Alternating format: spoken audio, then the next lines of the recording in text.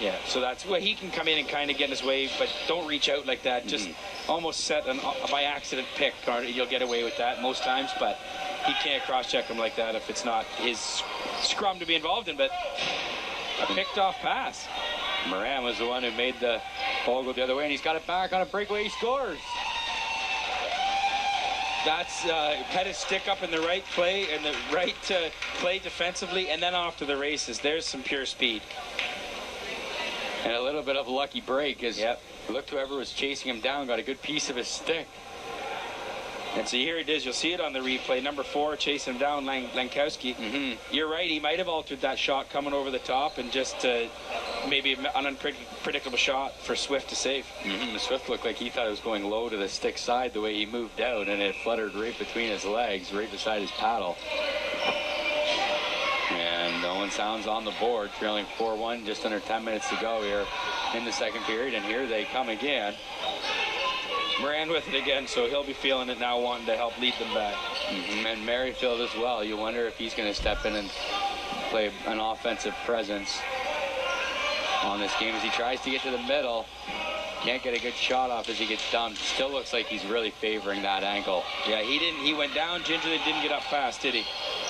And he's going to get off the bench, and here comes Cambridge the other way. Johannes trying, and that shot just falls out of the stick of Bennett Isley. And again, another good kind of almost one-timer type attempt, but that didn't quite connect. But Cambridge, you know what? You try that play enough times and it's going to work. And that's the play that's going to work at a higher level when you get there. So you may as well be trying it and getting good at it now. That's a good point to make, John, absolutely, as they get a little bit more finesse with their sticks. Johannes couldn't get it into the middle, but he gets it right back. Johannes, nice shift. And a big shot that just goes wide. And again, he's going to cover it. And I'm sure he's saying to his defenseman, just come into my crease and take it, please. We don't That's need what I would want. Yeah. Oh, an errant pass by Moran. Lucas Pickett now. He's looking for help. Nice play to flip it away to Elijah Edwards. Back to Beckett.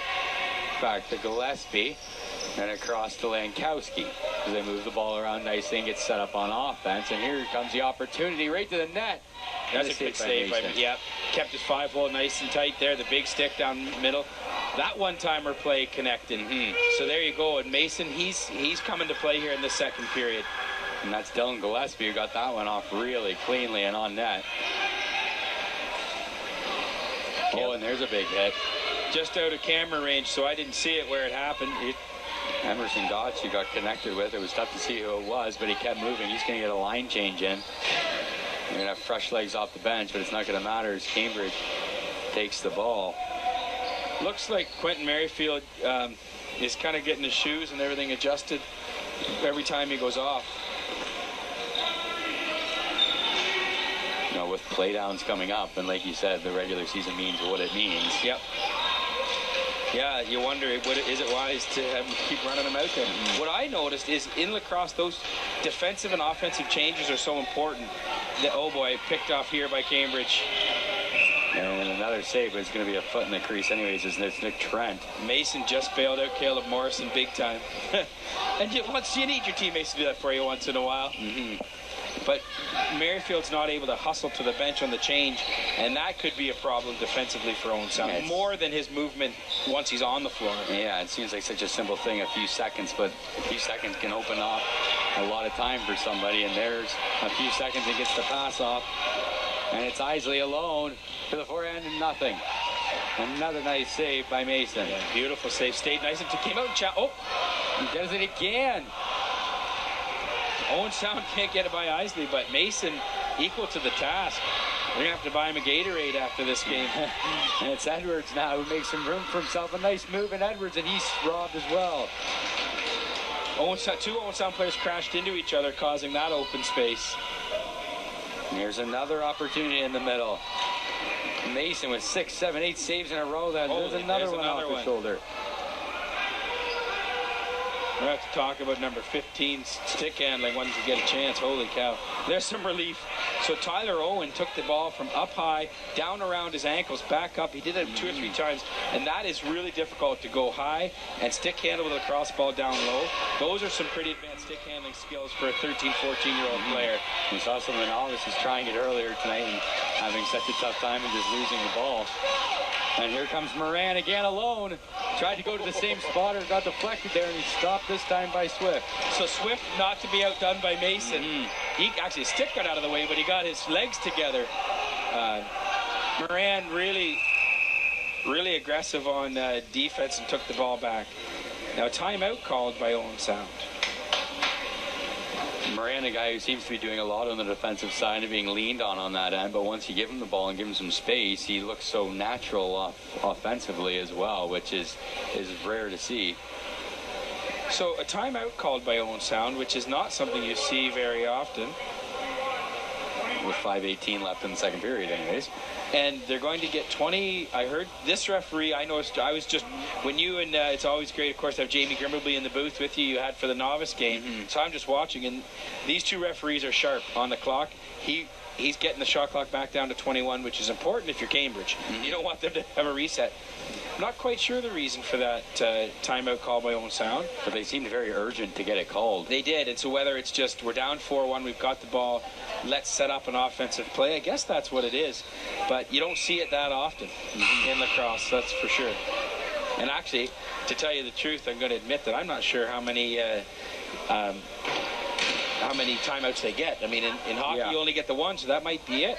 In these sports where your players are going on and off all the time, you don't need the timeouts necessarily. And thankfully, even NBA basketball is getting rid of a bunch of their timeouts. So I might be able to go back to watching professional basketball, because I can't now. See, that's the best part. I like how I can sit for the last 2 minutes. Yeah, that's true. And it takes me a whole hour to watch the game. Yeah, that's true. You only have to tune in for the last 2 minutes. Anyway, we're back to action. And Cambridge leading 4-1 as we're approaching just under 5 minutes left in the second period, and here they come again. Oh, a flutter shot, but I think it might have been on purpose, just try to loft it over the shoulder. A little bit of a change-up. Yeah. But Mason, has he ever found his game in the second period? You mentioned that flurry of saves, and that's another good save right there. And there's another one he maybe doesn't get a piece of, but doesn't give them a lot once he gets in tight. He gets that chest puffed out. He's a big 13 or a big 14-year-old. I always like seeing the goalies after the game in the hallway to see how wide they actually are. But of course, lacrosse equipment gets them pretty wide, and they're all doing it, so it's all the same. It's amazing the room they can take up when they get out and play the position the right way and play the angle properly. But you have to. You saw number 15 again, Owen for Cambridge, what he can do with the ball. The goalies wouldn't have a chance if they were in that tight-fitting padding. There's no way. There's another shot clock violation for Owen Sound, so they kind of stalled on offense again here. You can see the most vocal guy on either bench is Ethan Woods, who came in the beginning of the second period. And good for Ethan, only 20-year-old guy. Merrifield, I know, reached out to him early to say, hey, I could use another person on my bench. And, of course, these kids would be inspired by a young guy that's playing at that level. And he's knowledgeable. So good for him to give his time, because he doesn't have much of it. Playing junior A is time commitment in itself, plus everything else I'm sure he has going on. Owen Sound's just under 10 seconds on the shot clock, and they're just going to have to just throw this towards the net if Stewart even realizes. It looks like he does now. Might be too late. Well, and he hit the defender anyway, but you're right, that was just a desperation play. 3 minutes to go here in the second period, and the Chiefs lead Owen Sound 4-1. If I'm the Chiefs, I want to get this thing more than a 3-goal advantage. I want to start to pull away here, if not get one more at the end of the second, but right at the beginning of the third. 3 goals, especially how quickly you saw Moran get away in some breakaways. This lead can evaporate in a real hurry. Cape Air's the other one, and one other chance. We're talking about a one-goal game right now. If you are Cambridge, you're happy with the amount of loose balls you seem to be coming up with over Owen Sound. There was 2 more there that at least kept running the clock down in their 2.5 minutes in the second period. I'd say to you, if you guys get a chance, I talked about Caleb Morrison, number 15. He's coming back from a really bad break of his leg, and he doesn't seem to have his full stride tonight either. No, he doesn't. And I haven't talked to him since school ended, so I'm not quite sure, what's going on. But he had the cast on for a long time, so even if it's fully healed, it takes a bit of time to get the strength back and get confident in it. Well, yeah, I was going to say he looks like a player who's running and recently had a broken leg. You can tell he's a little ginger on it. Now he's 14 and 6'4", so yeah, that might have something to do with it. But experienced athlete, so you give him a couple years to grow into that frame, and if he can grow into it and he can become a smooth runner, look out, because that's going to be a lot of guy. Yep, absolutely. Jonestown moves it up, and Carter Moran, the spark plug to the net, throwing sound, and it's stopped again by Swift. Nice try high over the glove shoulder, but couldn't quite connect. But you said it, the spark plug. He didn't have much room, but a quick spin, and he was off the races. He's easily had the most jump between him and Stewart. And Stewart trying to get the ball back to get the possession started. And they got a new shot clock as it changed possession. And Morrison's leaking in, and here's Moran. Morrison's on the left side. Ball comes to him. He can't get it in time, but Moran's going to get it back. Moran working across, almost like he's looking to set up Morrison for that big shot. And here it is. Oh, and he just ripped it wide. I'd almost think about posting Morrison up in the middle, almost like a basketball player. Put it up high to him. Even if the other team doesn't know his leg's broken, or he's had that injury, I'm sure you're intimidated by a guy that size. And there's another save by Mason. Yeah, his save percentage is climbing, that's for sure. Oh, a little confusion there. Cambridge had too many options on the pass, and neither one of them took it. Pass Isley into the middle again. My goodness, Mason on it again, and he's got it. It looks like there's a player down there. It looks like Ben Marsh. Really slow to get up. So there's a player for Cambridge battling through 1-2, and I wonder if he just fell really hard in the concrete floor on his knee.